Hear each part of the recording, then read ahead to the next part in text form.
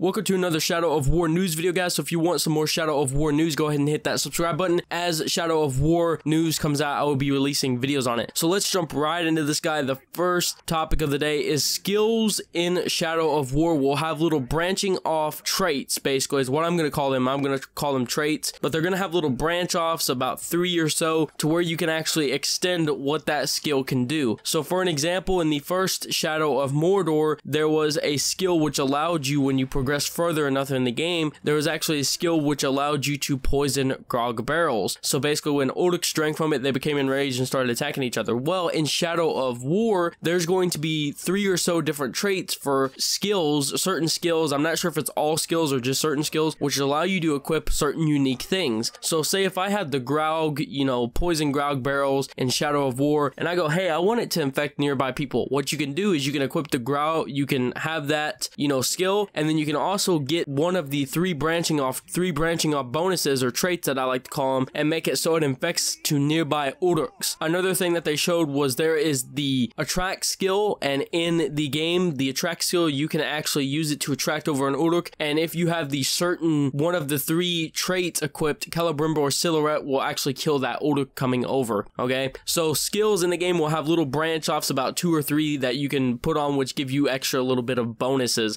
such as like different things like that. Going on to the next thing, which is summoning spiders. So if you guys take a look at the IGN, did an IGN first of where they basically interviewed Monolith about talking about one of the cities they made in the game, and I noticed in that gameplay, there was actually a gameplay shown for about a total of 5 to 6 seconds, okay? And what it was Talon running, okay? And here's the thing, at the bottom of the screen it said summon, and on the left side it had Orcs, an Orc icon, on the right side it had a spider icon. So this leads me to believe we're actually going to be able to summon spiders in the game to help us out during combat. Going on to the next thing is online fortresses. It was asked in one of the live streams if we will be able, and we'll be able to attack our friends' fortresses. Kind of like how, you can make the fortresses online to where your friends can attack and stuff like that. If you really want to look at something like this, look at Metal Gear Solid 5, okay? And look at the way they did it. Basically look at the Phantom Pain and look at the way they did it with how, you have basically this rig and your friends could attack at your home base and stuff like that. People are thinking that that's how it's going to be, which is the way they answered it. They said, we don't really want to talk about something like that, leads us to think that that is probably going to happen, where they're going to have that in the game where your friends will be able to attack your fortresses, or maybe it'll be like a vendetta, like they'll die attacking a fortress and you can actually go and attack it and take it back for them or something like that. Going on to the next one, which is some main story Orcs will not be able to be branded. So some people actually thought, oh hey, I'm gonna have branding in this game, I'm gonna be able to brand everybody. It actually came out and it was said that